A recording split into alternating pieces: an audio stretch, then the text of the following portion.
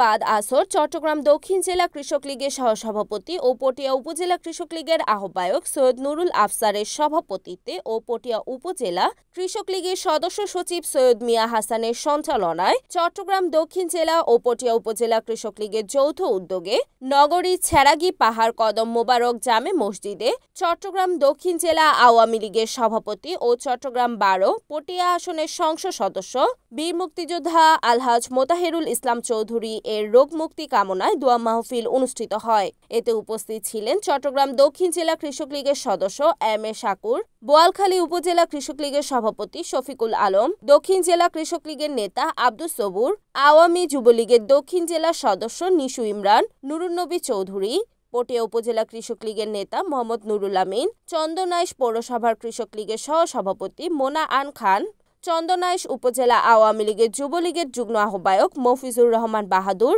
চট্টগ্রাম দক্ষিণ জেলা মৎস্যজীবী লীগের সাধারণ সম্পাদক মোহাম্মদ হাবিবুর রহমান সহ প্রমুখ। মসজিদের পেশ ইমাম মিলাদ ও কিয়াম পরিচালনা শেষে মোনাজাতের মাধ্যমে রোগ মুক্তি কামনায় বিশেষ দোয়া করা হয়।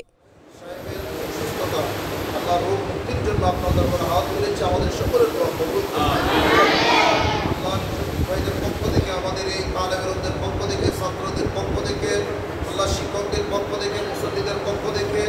আলেম ওলামা হাফেজ কোরআনদের পক্ষ থেকে আপনারা শান দরবারে কবুল করুন।